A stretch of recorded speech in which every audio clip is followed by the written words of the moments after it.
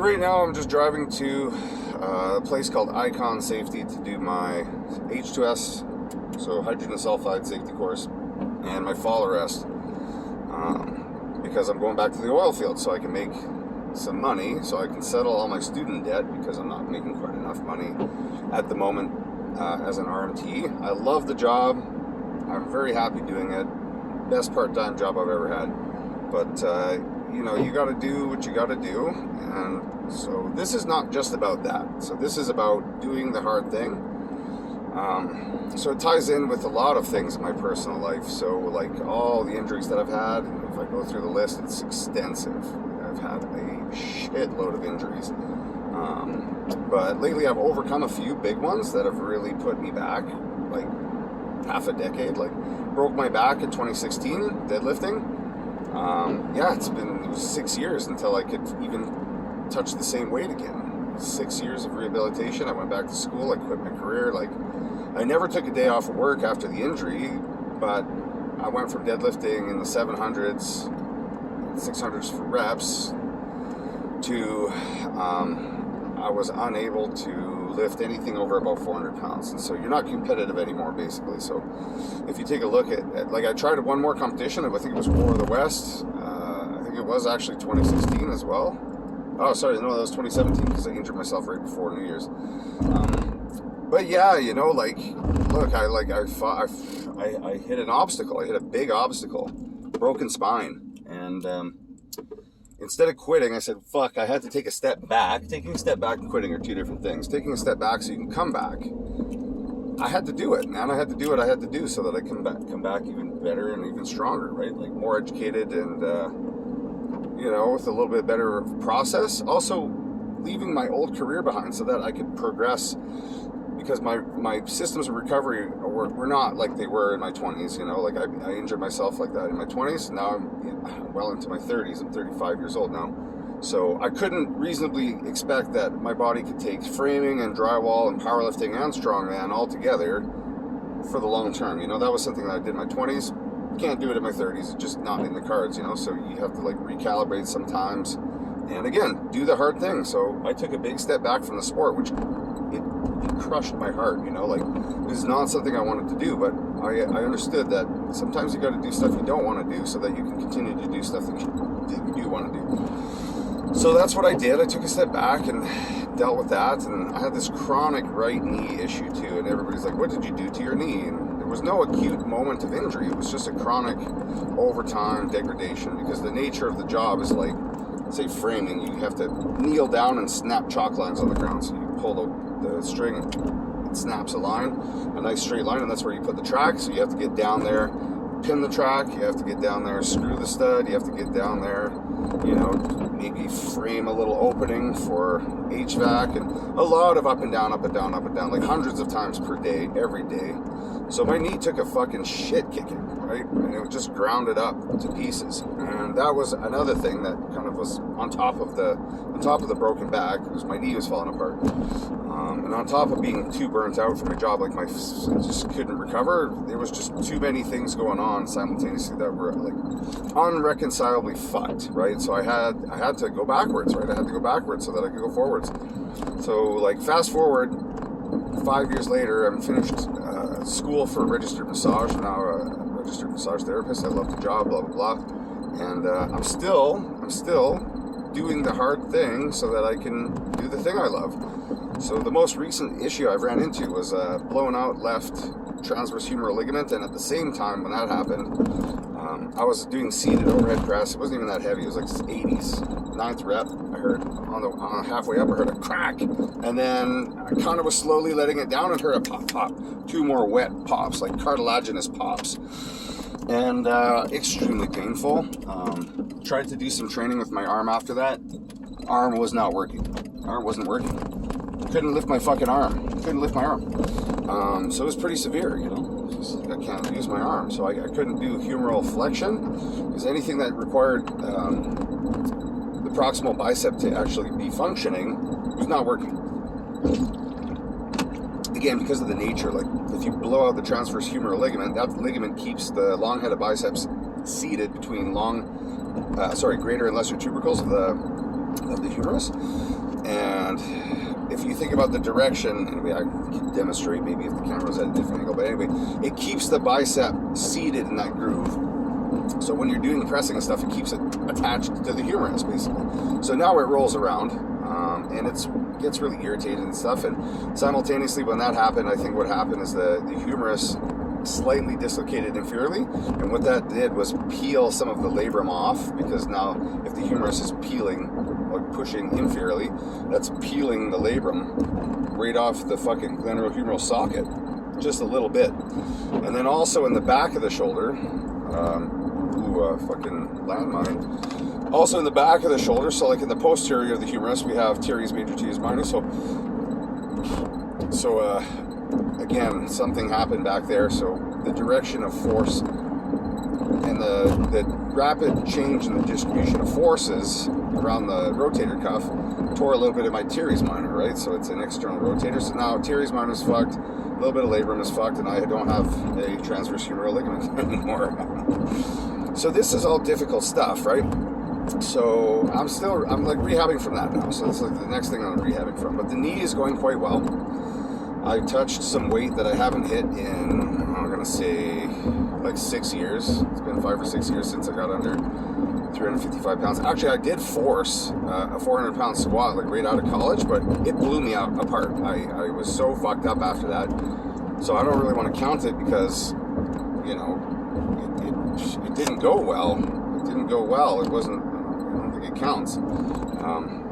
So anyway, yeah, I had to take, again, some steps back. I had to call a coach, my old coach, Luke Remington. I'm like, bro, I need help. I keep fucking myself up in the gym. Oh, I also tore my right pec around the same time, you know, like right when I finished college. So that was like about 9 months ago.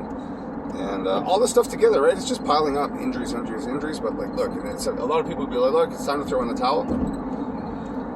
I don't think so, not for me. And you know, why am I making this little video? Like, I'm not exactly sure. I think it's maybe more for me than it is for anybody else, but because I have a dream, right? My dream is to become a fairly successful powerlifter. I would like to hit my 2,000 pound total. Like, it's something I've always wanted. It's something I've been shooting for a long time. I've been an okay strongman, but I've never really been a great powerlifter. Like my best total in a meet, I think, is just under 1,600 pounds, which is not that great. It's just shy of what they call an elite total, but 1,600 raw these days is not even that good. Honestly, the fucking amateurs are hitting that. So juniors are hitting that, right? Like John Hack, I think, is hit like 2,300 at 230 pounds. Like, yeah, amazing numbers, right? So I aspire for more. I aspire for a little bit more than I've ever hit. But yeah, the point of this is, like, if you hit roadblocks and if you hit difficult things, like, it's not necessarily that you need to like change the goal. You know, you just have to switch up your process a little bit so that it makes reaching your goal a little bit more likely. You know, maybe it was. Of course, remember, the first problem was my systems of recovery couldn't keep up with the demand I was placing on my body. So that does not make for a good compensation curve, which doesn't make for good strength gains, which doesn't make for good good rehab at all, and it doesn't make for a good mental state either. So you'd be just wrecked all the time. I'm always sore, but look, I got a dream, and I'm trying to get there no matter what, right? So what I'm trying to say here is, if you've got goals and you keep doing stuff that, you know, makes it seem like you're never going to reach, don't get hopeless. Like, recalibrate, reach out to people who are professional. You know, like, at this point, I'm supposed to be a professional. I'm a well-educated individual. I've had a ton of injuries. Like, I've had 14 broken bones in my life. I think this transverse humeral ligament is my first real ligament tear. It's my first real ligament strain too. With I'm going to call labrum is not really a ligament. It's more of like a cartilaginous cup. But anyways, you have tons of muscle tears and everything. But look, you can't let it stop you. If you have a dream and you have some roadblocks, all you're going to do is like take a breather. Maybe take a couple days off or something, recalibrate. As long as you can do your work and you can feed yourself and you still have the desire, like the drive to do this thing, I'd say go for it, you know, like, but just reach out to somebody who can guide you properly. And that's what I've done. I have a lot of friends in the industry. So like Luke Remington, amazing guy. He helped me get through the hardest part of my knee rehab, which was the beginning, just getting started with some momentum, right? Like, he told me to stop all barbell stuff. He told me to do some stuff that I thought was actually going to be detrimental to the health of my knee. It was actually super positive, but there was another concept that he introduced me to, which was, modify training intensity and frequency to a level that your body can recover from. And so what did that look like? It was anterior shear force on the patella once every 14 days, like very, very intentful, really harsh anterior shear force. And yeah, my knee blew up. It was like puffy and red, and I wouldn't, like going upstairs was difficult. Not riding bikes, not swimming, not bouldering, none of that. Not doing nothing other than the rehab for the knee. Hyper focused on trying to get back under the bar. 9 months of that went extremely well. And then again, if that coach is taking you as far as he can, the next thing you have to do is find somebody who can take you the next leg of the journey. So what I did was, I sought out more help.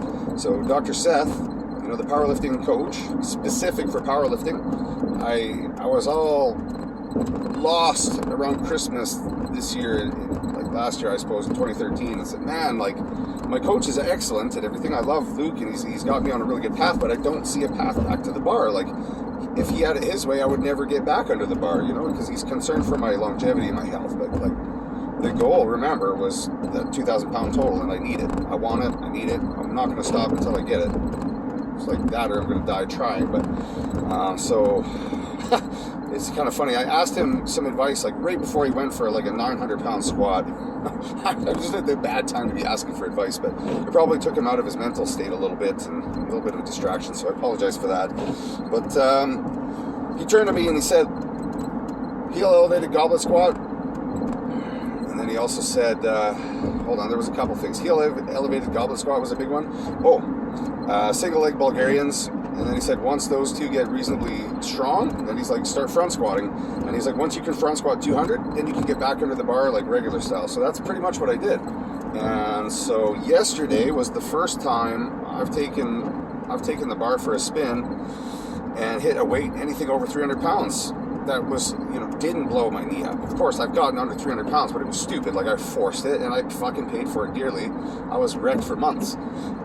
So anyway, with the guidance of professionals, and with a proper process, and with some patience, and with some dedication, and it was a painful, long process, here we are. I'm actually able to squat, and the next day, like, my knee feels fine. I actually feel like I could do some leg stuff today. So yesterday I did that squat, and I couldn't stick around for assistance because I had to go. I had to go to Red Deer so that I could stay at Brad Shepard's house. And again, like, lean on your friends. I asked him if I could stay at his place so I could be halfway to Red Deer this morning. I had to leave his place at 6 in the morning. I'm almost at Icon now. I'm going to do my safety tickets. I'm going to the oil field. I'm going to zero my debt. I'm going to dig myself out of debt. And then also between hitches, I'm gonna do massage. I'm a registered massage therapist, and I love my job. So between hitches, I'm gonna massage, and every chance I get, I'm gonna continue to practice my craft and learn everything I can about soft tissue treatment.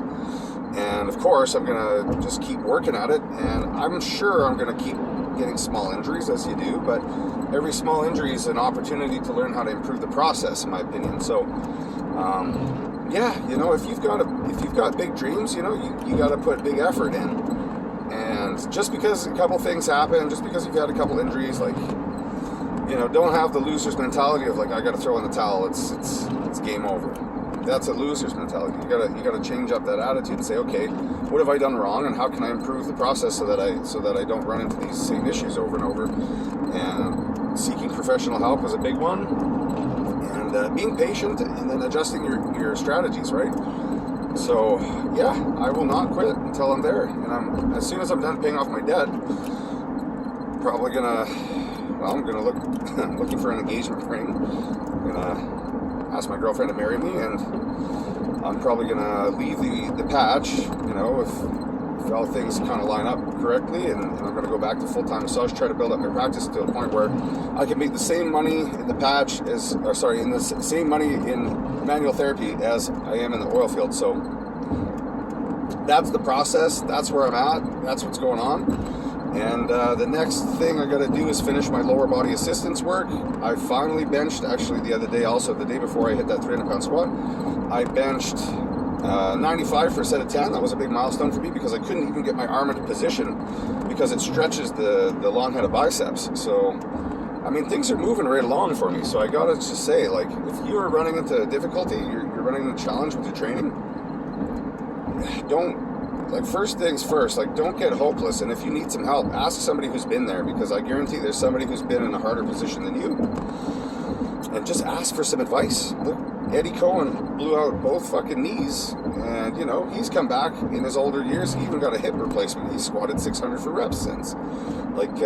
Ken Cooper blew out both patellas. He has since hit all-time personal records 2 years after the fact. I think he hit a 735 squat not too long ago, and the doctor said you might never walk again.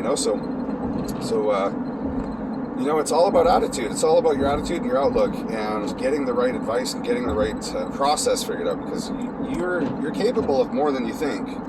So the point of this, right, was just, I don't even know what the point of this was, but I'm hoping this inspires somebody. And again, too, if you've got big goals and you want extraordinary results, you're going to have to put in extraordinary effort, because normal gets normal, as Louis Simmons says. Not that Louis Simmons is the end-all be-all of everything all the time, but I really do like that normal effort gets normal results. So if you want to be extraordinary, you have to put in an extraordinary amount of effort. So with that, I'll leave you, and stay true to the process, believe in yourself, and hear the doubters, but don't listen to them. Stay strong, keep working.